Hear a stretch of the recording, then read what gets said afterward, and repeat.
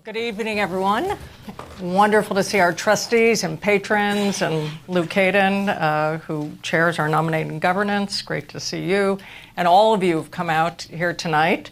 I am thrilled to have this conversation, not only because it is a critical conversation to have, but Nicolas Berggruen is one of the truly great thinkers on these topics, but pulling together people to really rethink the big issues of our time.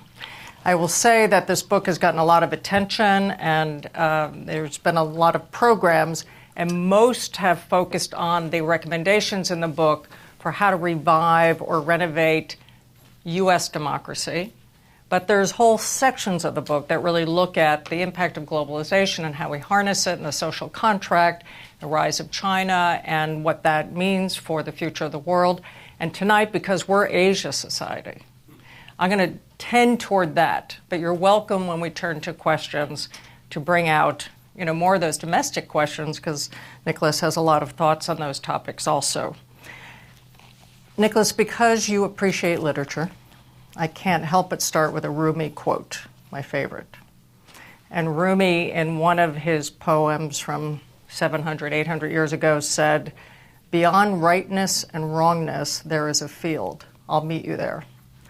And I raise that quote because one thing that struck me in the book is a lack of fear about our future of the world, and more of an interest and fascination with the new models and the new kinds of prosperity and the new forms of governance and the experimentation happening. And I'd like you to talk a little bit about that. I wouldn't say it's third way, but I would say it's a more confident presentation to me about tackling these and what we might learn from the rise of Asia, what we might learn from all the different forms that are taking form. Well, so welcome. Josette, Asia Society, and everyone here, many thanks. I appreciate we can talk about these serious subjects. Well, it's a very beautiful quote, Rumi quote. I think it's one of the most inspiring ones. Mm-hmm. And I think to me, it resonates. We've had, in my mind, on average, 50 very good years, I think, globally. No major wars, better incomes on average all around the world, a globe that cooperated, but it seems that things are changing. And why? I mean, my own opinion is globalization, multiculturalism, technology may be too fast. We're still analog creatures. This is digital change, maybe too fast.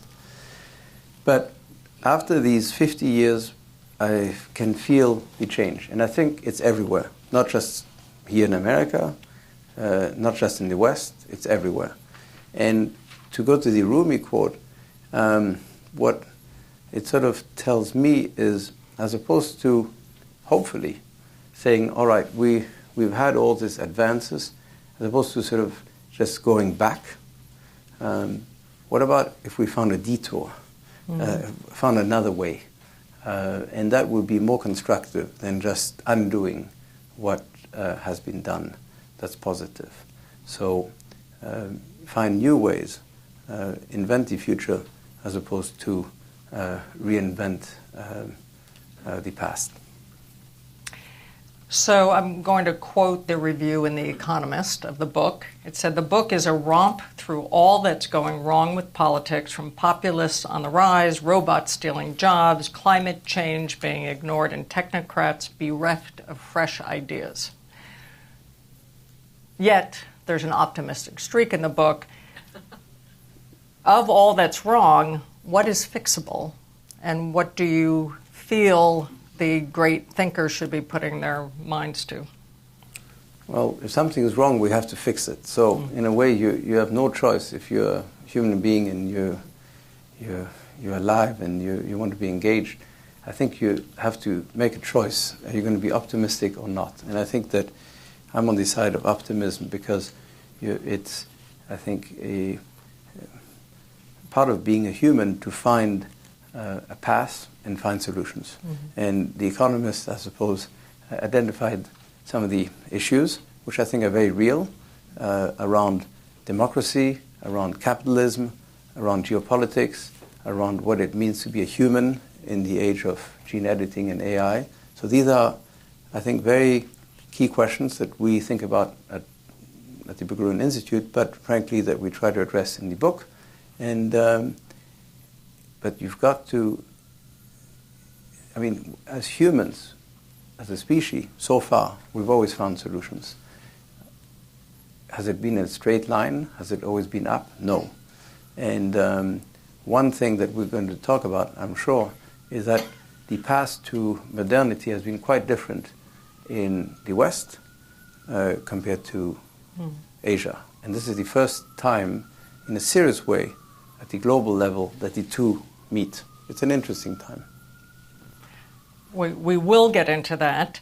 I'm struck by your enthusiasm in the book for the post-World War II order and all that it unleashed in a good way, including in China. You talk about China's mastery in harnessing that opportunity to build the prosperity that we see today in China. And yet, I'm confused personally by why democracy is taking such a beating around the world. And I just want to quote from Freedom in the World, Freedom House's 2018 report. We're in the 13th consecutive year of decline in global freedom. The reversal spans every region and countries throughout the world. There's a crisis of confidence in democratic capitalism, and it's intensified. And of the 41 countries that were consistently ranked from 1985 until now, more than half have registered net score declines in the past 5 years. What's going on? Well, I think it's a little bit what we talked about at the very beginning. You have a reaction to all this progress. And let's be honest, democracies are not easy to manage. And I think we are seeing that. Even countries that have progressed from autocracies to democracies, actually in Asia, like Korea or Taiwan, didn't do it in a straight line. And so I think, unfortunately, that's part of change. Change is how to manage. And at a time when change is not just domestic, change is really global. And with the added sort of fuel of technology, I think that challenges democracies and systems even more. And in the book, you talk about the rise of Donald Trump. You say he's a symptom, not the cause. And you call on in the book for evangelical globalists to curb their enthusiasm a bit. Well, any ideology, to me anyway, has limits. It's an ideology for a group, and to conquer more, it takes time, and sometimes a good idea, sometimes a bad idea, and at the end it's a fight. And the idea that everyone around the world should be cooperating and be happy together, it's a nice idea, but is it realistic? It wasn't the case 70 years ago. It became a lot the case, but is it a surprise that it's not all the way there? No. Is it a surprise that there's a reaction? No. And to go back to your point about Donald Trump, I really do think Donald Trump is a symptom because he didn't appear in a vacuum. You had Obama twice, and then suddenly you have Trump. But they are connected. And so we have to try to remember that. When I say they're connected, they may not be politically connected or in spirit, but they're connected in the sense that they came out of the same system, out of the same country and group of voters. Do you think, I'm always struck also by maybe a lack of understanding in the world of the ecosystem of prosperity created after World War II. And so all of these interlocking, rules-based systems and trade agreements and everything that really provided for and safe naval transport and all of that, that the U.S., I mean, this was Pax Americana. And now the U.S. is tired. Is Donald Trump or people that criticize the fact that the U.S. bore the burden of that and now calling on the world to share that burden, and maybe a lack of appreciation in some countries as to how much they've benefited from that system and how easy it is to crack it or lose it.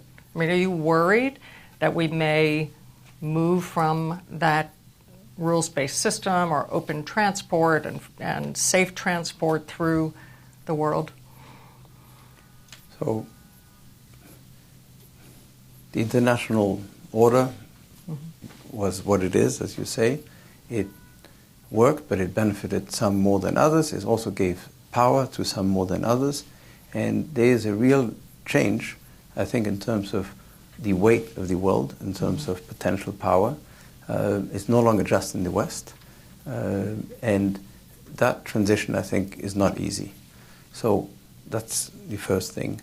The other is that some of the actors are no longer willing to play the roles they used to. The US today, clearly, is withdrawing. Britain is withdrawing. Europe is not that strong and functional. So you have a vacuum, and the vacuum is being filled. It's being filled quite naturally by, let's say, China and Russia, and I think with more or less enthusiasm. I'm not that convinced that China, I think, is enthusiastic about filling the vacuum economically, but I don't think really politically. But the real question is, when you have this vacuum of leadership, including sort of cultural and moral leadership, how do you, in a world that's moving fast, how do you keep peace, prosperity, a sense of destiny? Not easy. We hope you'll answer all those questions tonight. Or read the book. There's a lot of good thinking on it. So speaking of China, I'm going to quote from page 3, because the book dives right in. It doesn't avoid the subject, it tackles it, and throughout the book I think it's a strain that goes through it. And just to quote from page 3, it says, "When populists rail against globalization that has undermined their standard of living through trade agreements, they mostly have China in mind. Few reflect that China was able to take maximum advantage of the post-Cold War U.S.-led world order that promoted open trade and free markets precisely because of its consensus-driven and long-term oriented one-party political system. China has shown the path to prosperity is not incompatible with authoritarian rule." Now, it has been a doctrine of the liberal order that you have to have freedom to have prosperity. And this is the first time I think the world has seen a country that seems to be well on the path to prosperity without those kind of freedoms, and with even greater repression having still the growth rates. Talk a little bit about what kind of game changer this is and what it means, because this, and I just want to mention the Berggruen Institute, I think you have 2 offices, Los Angeles and Beijing. So you've really invested in trying to understand what's happening in China, to connect with some of the best thinkers there. But what are the implications for the world going forward? So the Institute has, as you say, 2 centers, Beijing and Los Angeles, so East and West on purpose. Really today the 2 opposites almost, politically and culturally. And if you look at China, China is no different than most other major countries in the world. It's capitalist, but it's also communist and Confucian. So it has culturally and politically a totally different system. So the one uniting factor is capitalism. And as you say, it's quite unusual, at least we've never experienced, a very successful market economy that is also an autocracy and a one-party system. But it's worked for China so far, and I think it's worked for China so far because of its culture. Its very long culture is one of really sort of Confucian order, which somehow works with a one-party system. Doesn't mean that it'll be like this forever, but I think in our lifetimes it may very well be that. And I think for the West, it's a very difficult thing to accept that another country, a major country, can be successful with a political system, a culture, an ideology that's so different. And I almost view it as a religious issue. We in the West are monotheist. We believe in one God, one truth. So can we accept that there's another truth somewhere else? In essence, can we say there are two truths living with each other on this planet? Not so easy. This is the first time. And we've had all these fights between Catholics and Protestants, Islam, Christians. So here there's a way of thinking in a culture that's even more different.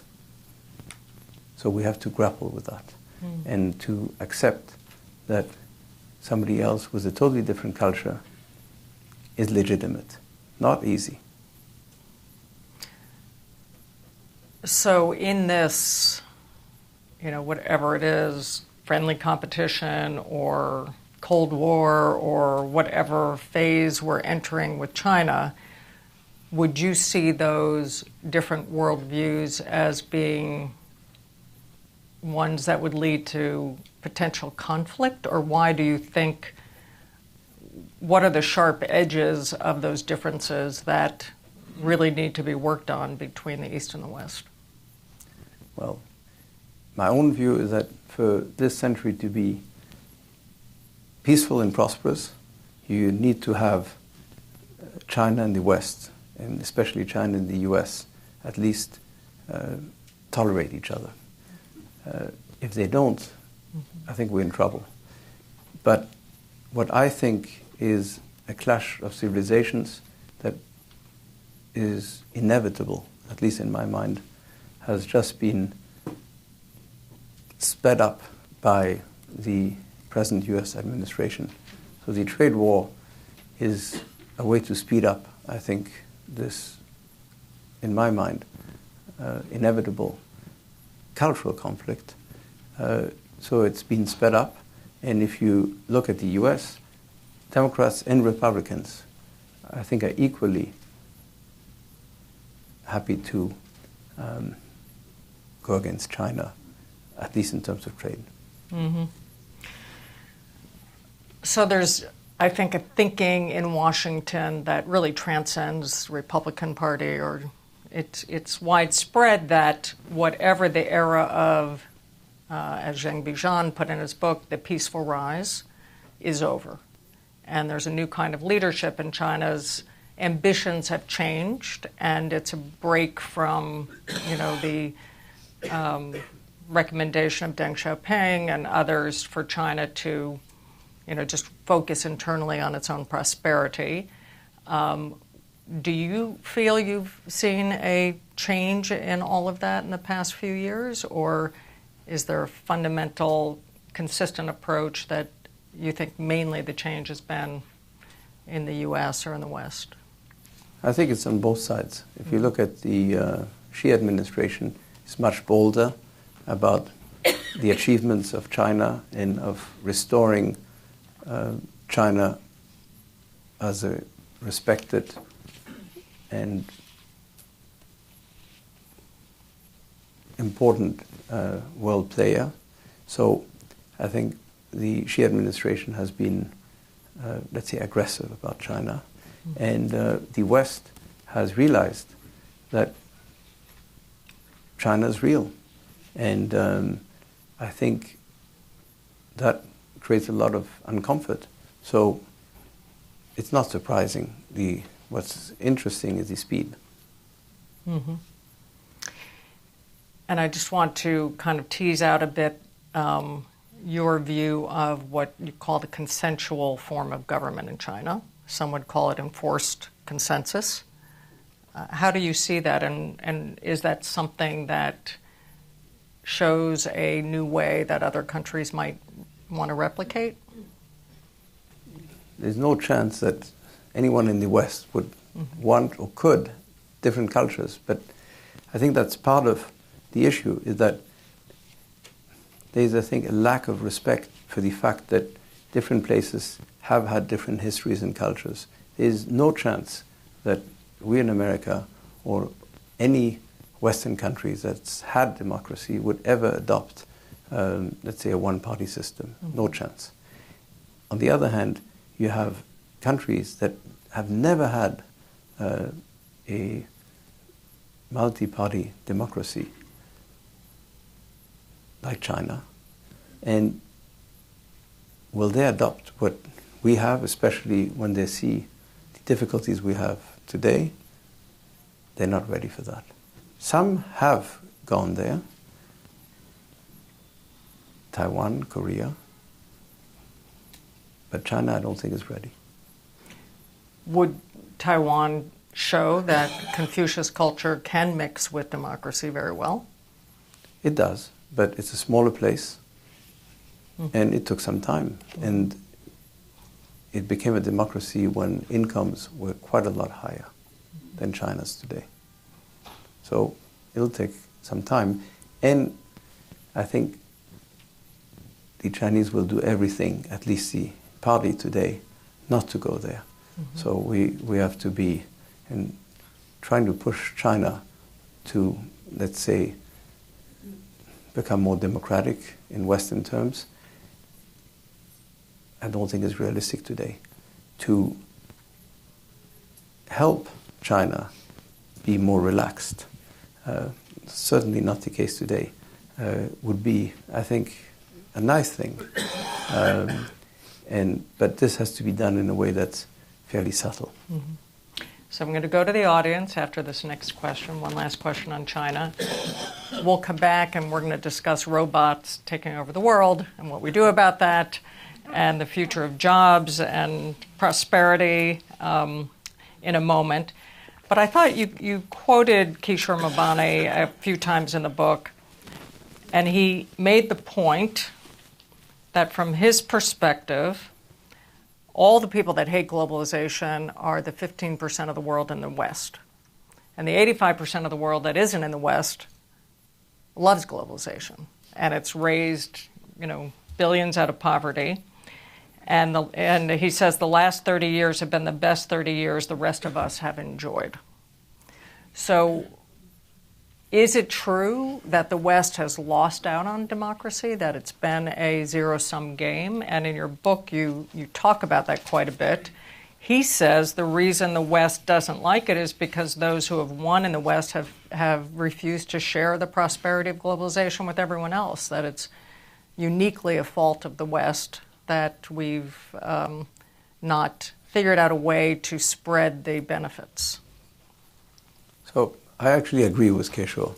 I think that globalization, on average, has helped the world, including the West.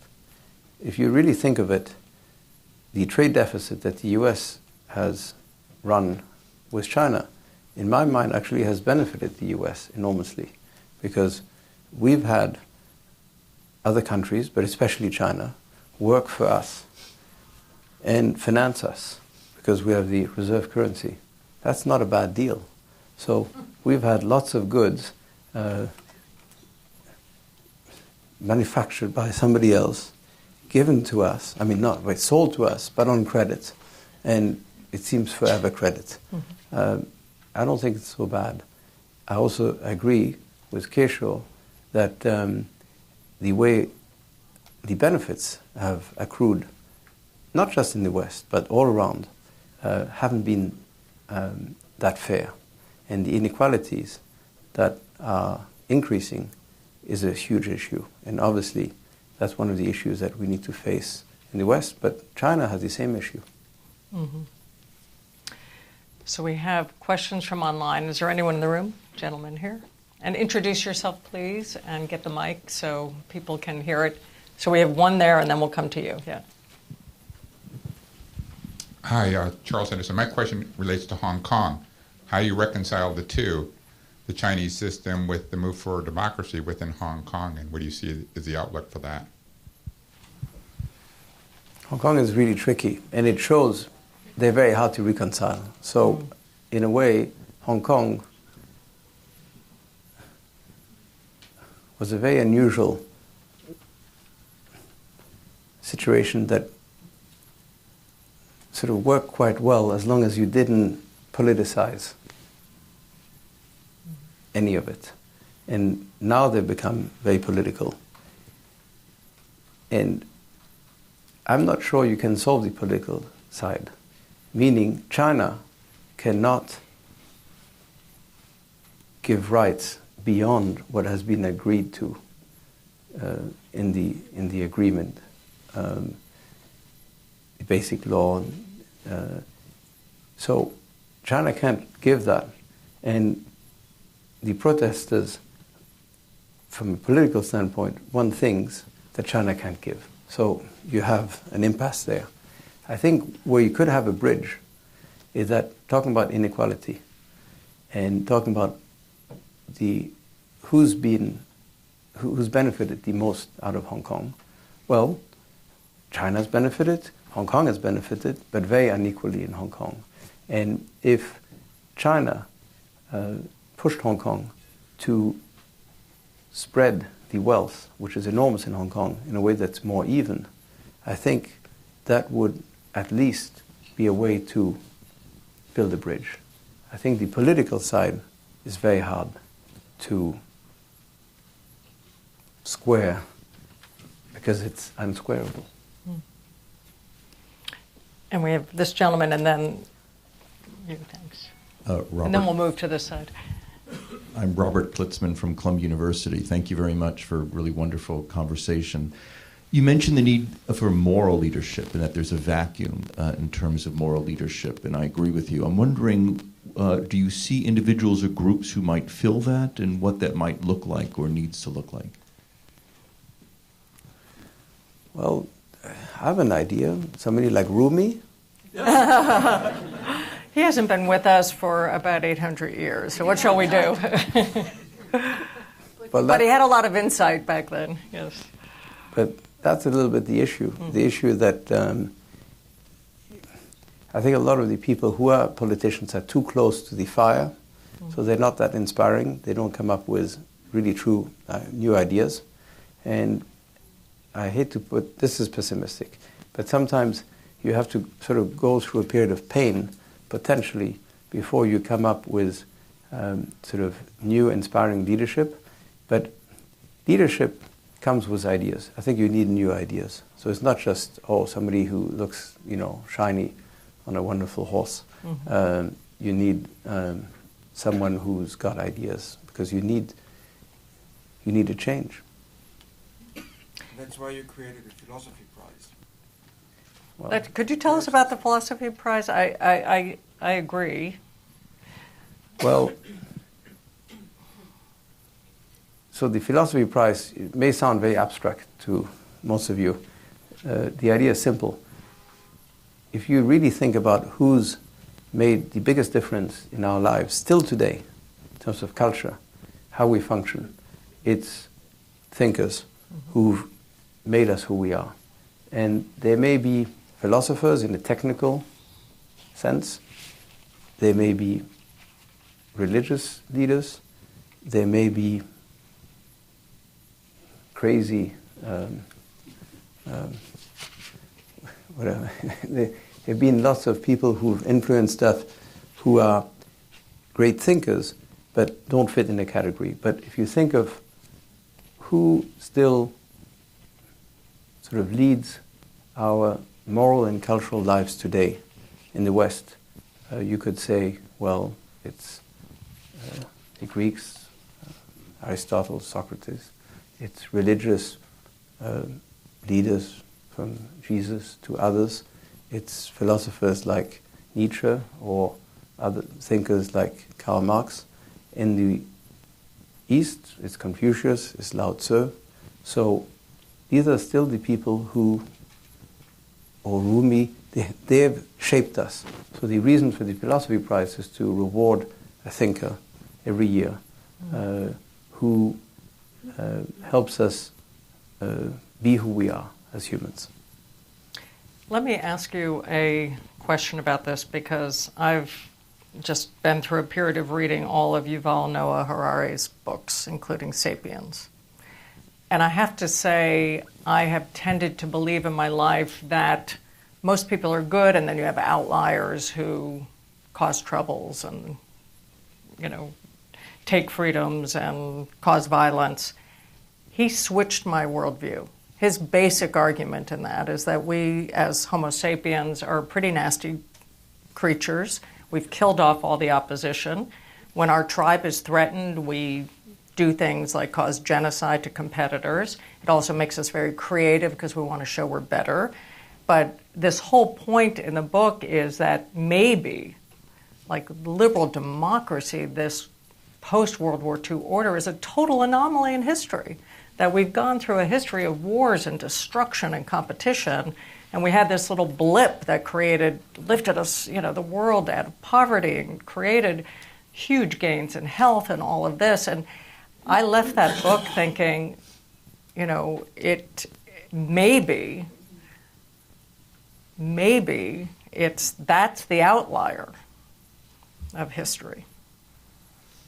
I wouldn't be that pessimistic. I Thank God, because I need to be. I need some optimism here. I've read the book. I have personally, luckily, and the Institute engaged with Yuval. Mm-hmm. I think he's brilliant. And I also think part of what he says in this book, which I think is more powerful, is that we as humans, what makes us quite special is that we cooperate. And I think that because we cooperate, we've created all the things that have worked for us. Mm-hmm. And therefore I think cooperation is actually even more important. But we do get into fights and we are competitive. And, that's part of, our, what as a species made us evolve and do so much, but it's also the other side of our dynamism. Mm-hmm. I want to come back and ask you if there are any areas, I've had this dream that maybe the U.S. and China would come together to end polio in the world, for example, which, we're down to less than 1,000 cases. And if you had two great powers come together to do something good, maybe it would just send a signal to the world that we are cooperative beings and there are ways to help make the world a better place, even as we compete. But we'll come back to that. You had a question. You've been very patient. Do you know how to use chopsticks? Please introduce yourself. Do you know how to use chopsticks? Could you please introduce yourself? Okay. Mm-hmm. Can I ask you why you're asking that question? I don't know. It's fun. It's the heart of politics, the heart of everything. Begins with eating. I don't know. Oh, but it's a good point, actually. It's Yeah. a good point. Culture is everything, and chopsticks is culture. And Asian society? I don't know. Yeah. no, it's a good point. And so, yes, I do use chopsticks, but I've been lucky because I've spent a lot of time, traveling the world. But it's key because food is key, and different ways of eating, of seeing things, they make us who we are. So, yeah. So now I'm going to reveal my plan to save the world. Instead of having wars, that we get the barbecue experts of the U.S. from the South and elsewhere, and we put them together with the barbecue experts in China, and we have a cook-off, and whoever wins, right, we recognize, because food, right, it's so passionate, and you go to China, everyone's so proud of the barbecue, the U.S., but I think we need more of, these bridges to understand each other, which I think was John D. Rockefeller's brilliance in founding Asia Society, was saying you can't just tackle these things from an economic policy point of view or culture. You really have to tackle history and culture and food and art and build understanding. Well, culture at the end. So it's art, it's music, it's, yes, I agree. These are the bridges, literature. I have to acknowledge my friend who is a real bridge between East and West, Orhan Pamuk. And today is the day when Nobel Prize winners were announced. And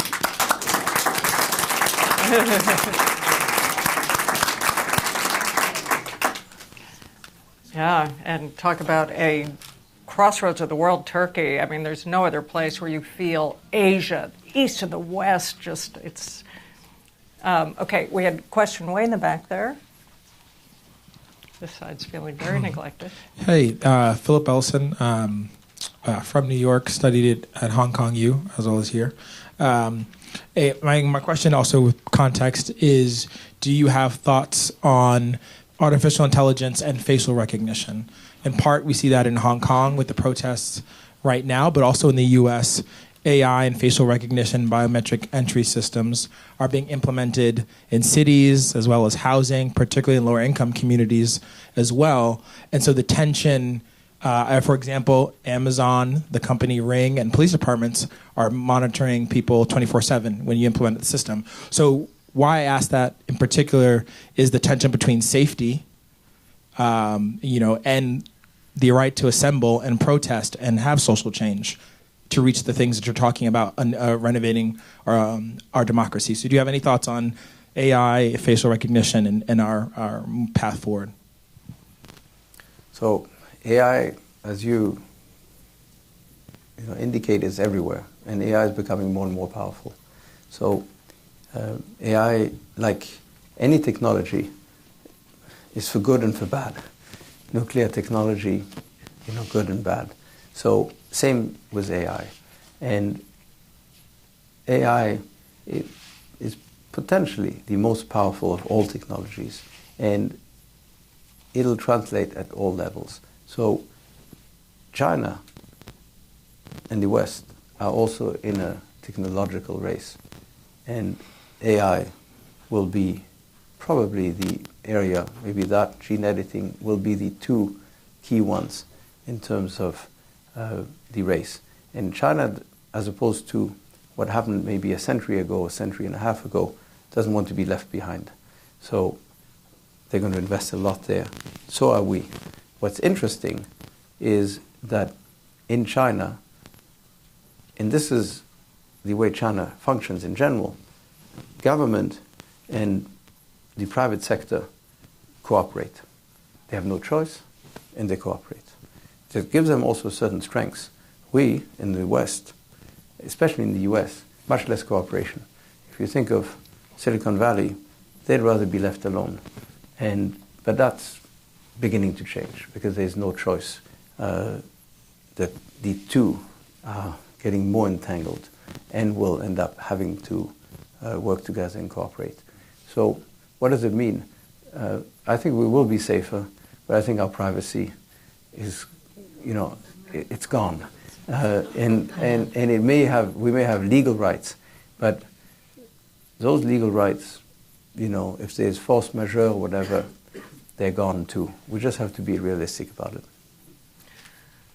So we're spending a lot of time here really looking at what we see as three huge fields of influence on AI, and maybe irreconcilable. So the U.S., as you said, is very comfortable with companies having data, and we have 3 or 4 companies that really are becoming data monopolists.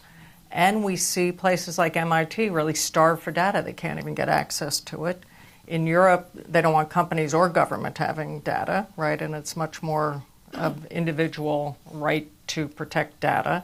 And in China, there's now, a full pathway for government to have control the access to data. And how do these worlds ever reconcile? And are we set for 3 completely separate fields of influence in technology? You are. In terms of China, it has its own internet, in essence. And the Great Wall of China, you could say it's the Great Internet Wall today.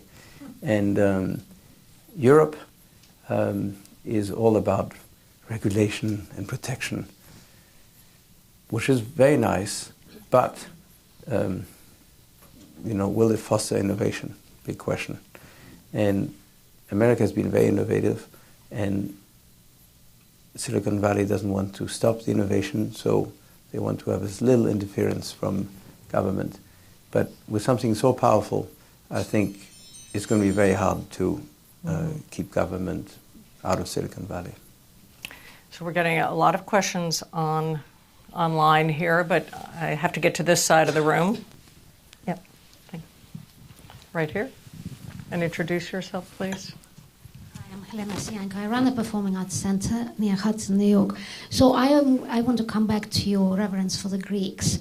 You obviously are an enlightened philanthropist, and I'm very curious how you came to the idea of setting up your own institute instead of, let's say, investing your philanthropic support in a public institution, let's say supporting liberal arts, or founding your own institution on the basis of an existing program, obviously not Harvard, but let's say a smaller place elsewhere with a strong art program. I guess my question is a bit against the backdrop of many wealthy individuals setting up their own museums and various other institutions of their own. Thanks. Well, it's a personal question. I don't want to take too much space for that, but the quick answer is that in my case, I grew up with my brother here in Paris, and I was very interested in philosophy and politics, so I came back to this about a dozen years ago, really out of personal interest, and the Institute grew out in a way that was very organic. So it wasn't that I decided, let's create a big institute or something like that. We started doing some reform work in California, and it got some traction. Then I felt, we should also be active in China because that's important to understand China for the West. So we set up there. So it really became organic. And now, we have an organization. So that's how it evolved. We cooperate with lots of others, and we have fellows at different institutions, including some of the ones you mentioned. So we work with others, but we have the luxury of being able to think very long term, to think maybe against the grain, having a center in China and in the West, not so usual, and we can do things with a little bit more risk than others by being independent, at least today. So we'll take another question on this side, right back there, but I'm going to go to Sarah, who asks via the internet, while you say that the American Western public will never accept the China model, what about non-Western developing countries, in particular those who are in great need of economic development? Isn't the China model going to win out?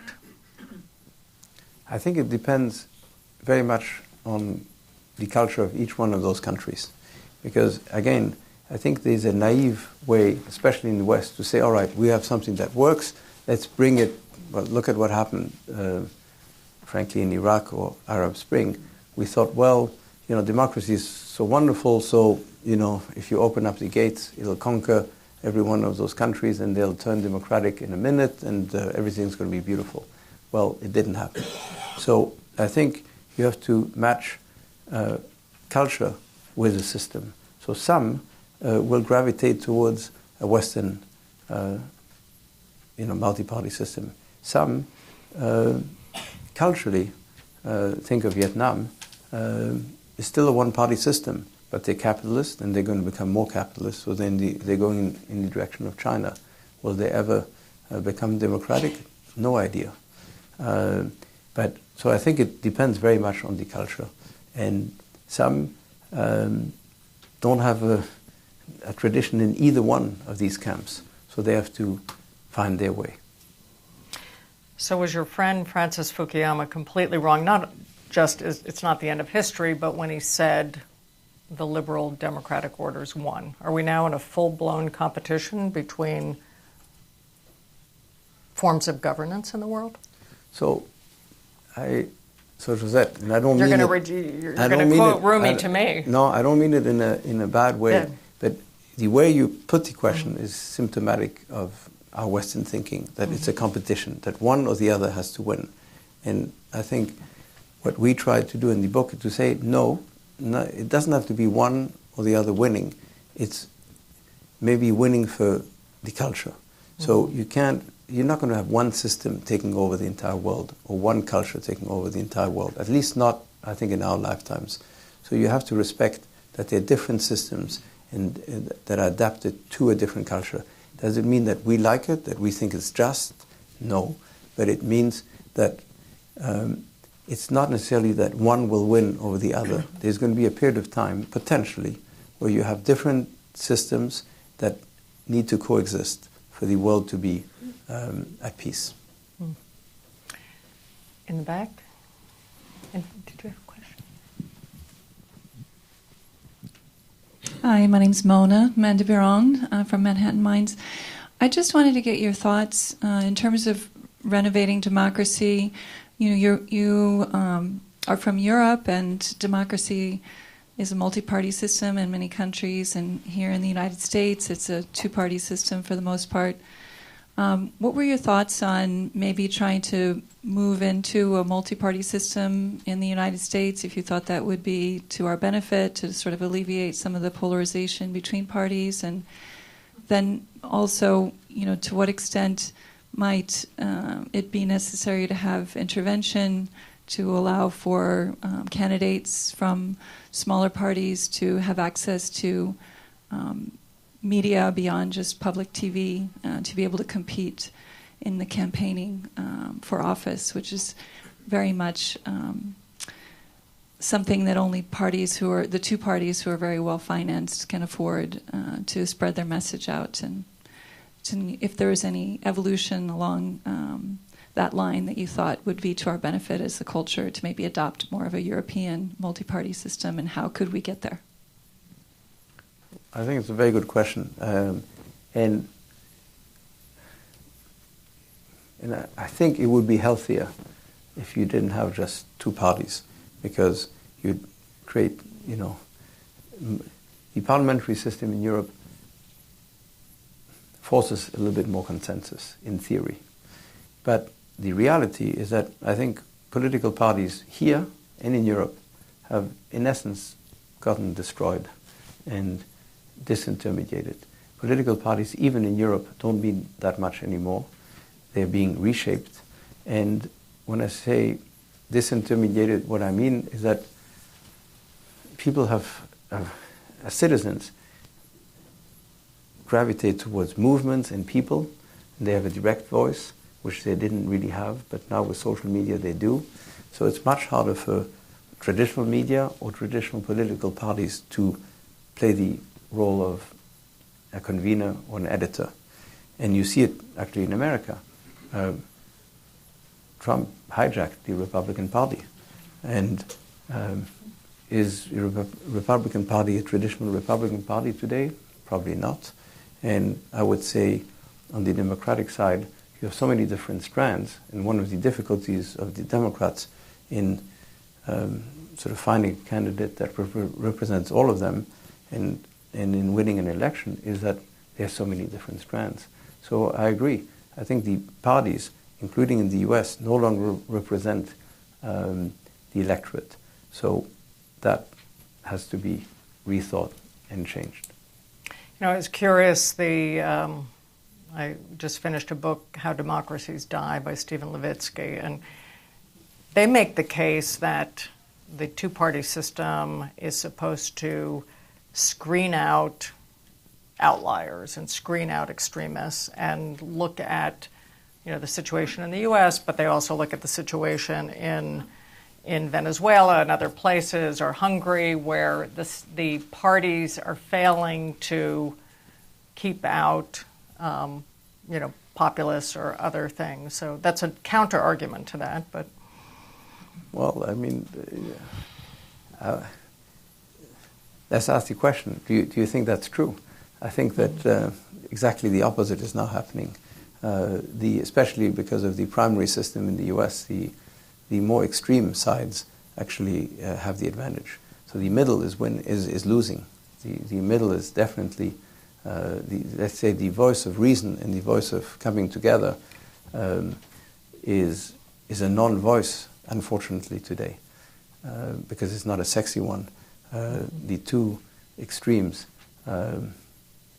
gather the media attention, and they're the ones who, in essence, hijack the middle. So we're going to ask, Stephen asks online, how does positive nationalism, which you recommend in the book, differ from regular nationalism? And isn't nationalism, by definition, often not positive? So it's a subtle idea, which you may find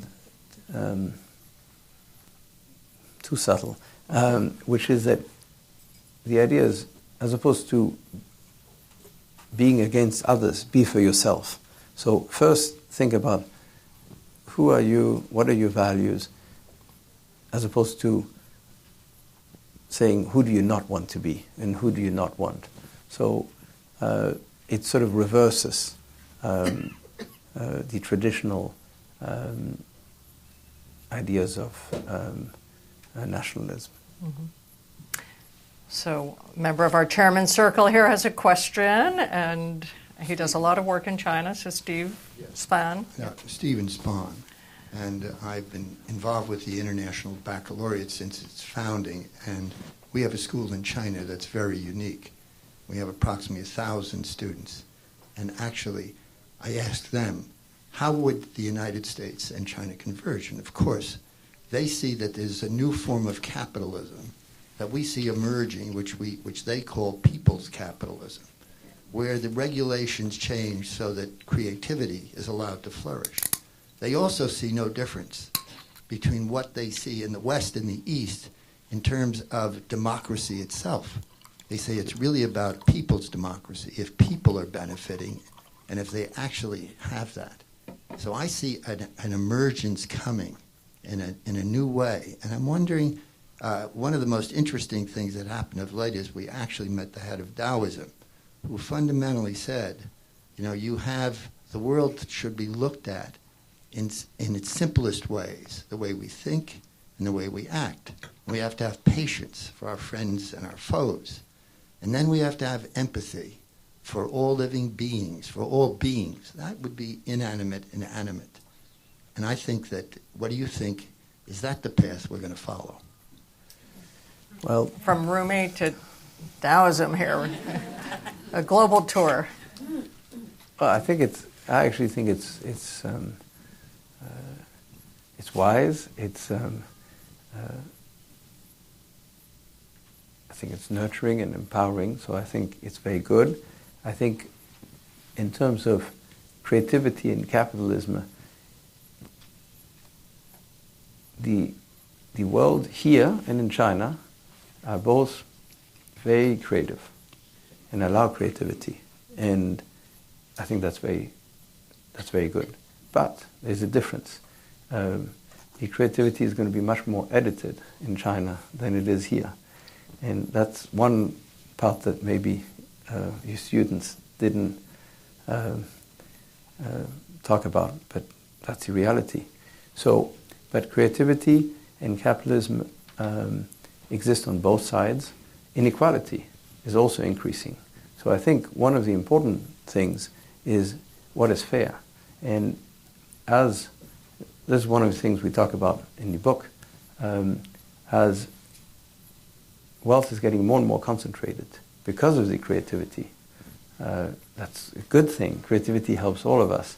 We have more technology that is, let's say, our friend in many ways, health, communications, and all that. But it also concentrates wealth. Intellectual property is worth more and more. Digital rights are worth more and more. So the robots are worth more and more. So the question is, what do you do? And one of the things that we talk about in the book is the concept of pre-distribution. The idea being, as opposed to taxing the robots, which is the normal instinct, own the robots. And the idea is give a chance to everyone to have a piece, an ownership in the IP, in the intellectual property. And our thinking is when companies are created, new ones, as opposed to all of it going to the capitalist, maybe a share should go to a sovereign wealth fund equivalent. That's the benefit of society in general.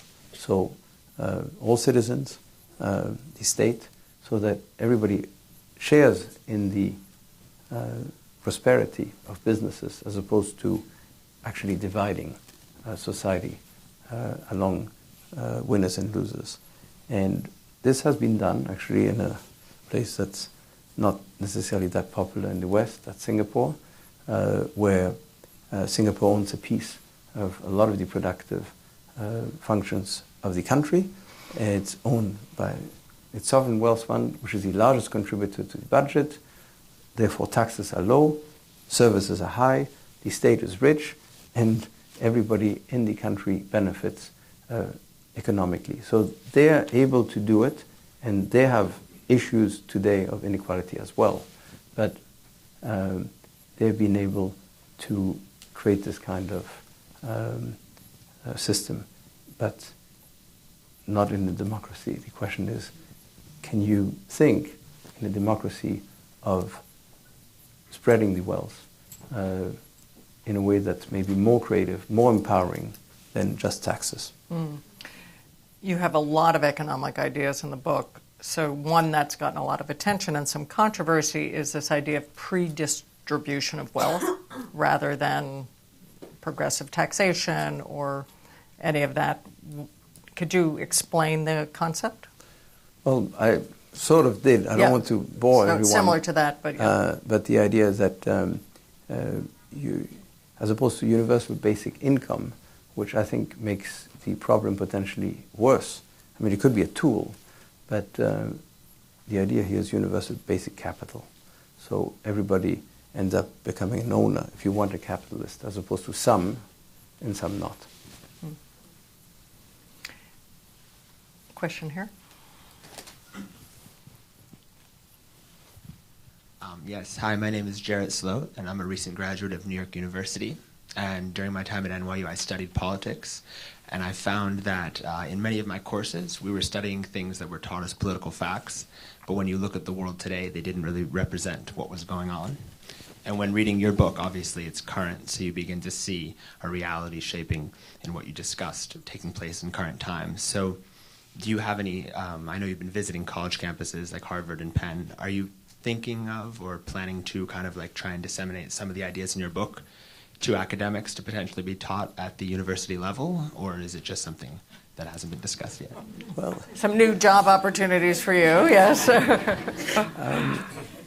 Well, it's for them to see if they think it's interesting and they want to use them and adopt them or discuss them. So we'd be happy to have more discussions around these themes.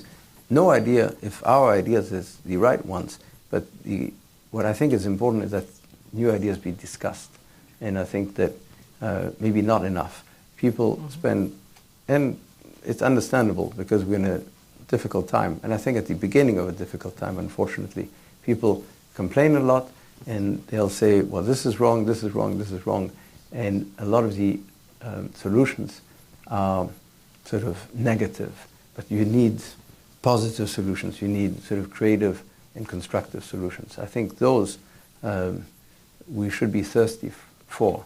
We propose some in the books, but there'll be many others that are better and more creative. Can I want to poll the audience for a moment. And I'm going to ask you to express whether you feel this idea of competition to the end between the Western view of the world and governance versus the new model that China and others may be putting forward, or whether you believe we can chart a more cooperative future that kind of recognizes that there's differences. So how many of you feel we're on a trajectory and it's just competition is going to intensify between the East and the West, or China? And how many? And how many of you feel the opposite, that we could? I'm not sure every audience in the U.S. would break down that way, but depends on the leadership, though, male, female. you think a female leader? Let's ask Nicholas. Do we need more women leaders in the mix here? I'm in favor.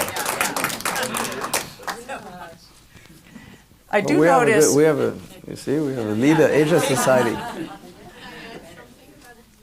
Sure, and please introduce yourself. Hello, I'm Francine. I'm an artist for 40 years.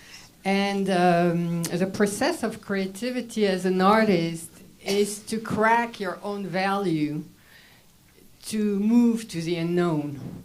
So I have the feeling now with all the technology, everybody's becoming an artist, because if you see the millions of people taking a picture every day, everybody now wants to do the nice picture.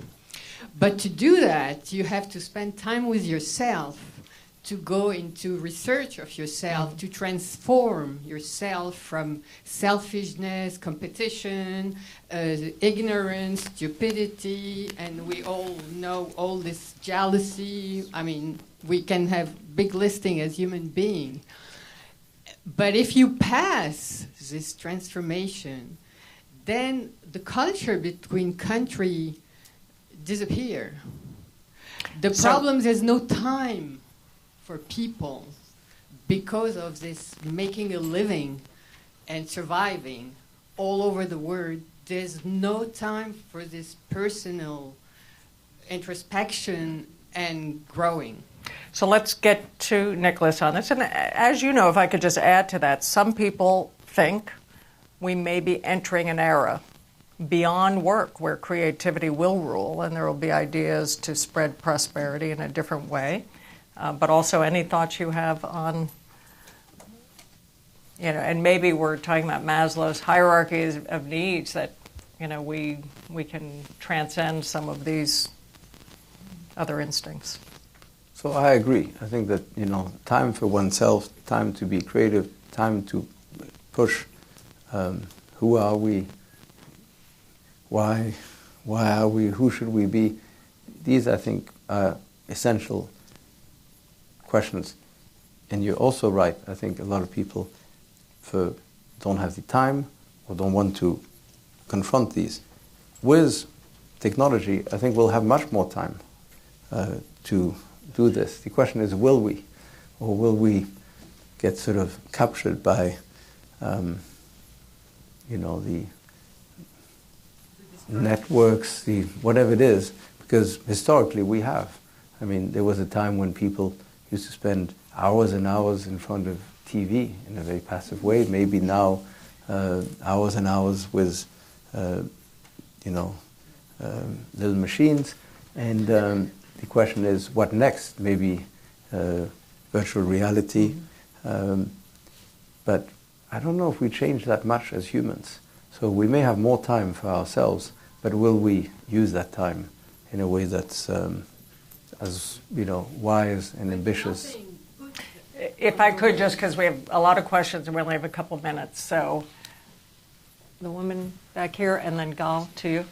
My name is Ronit Bahat, and I live with one foot in the United States and another one in Israel, both democratic countries, very different.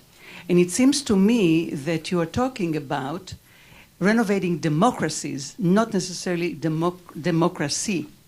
That is, I cannot imagine Israel ever in a two-party system, but I would like to see it with less parties in order for it to be able to function.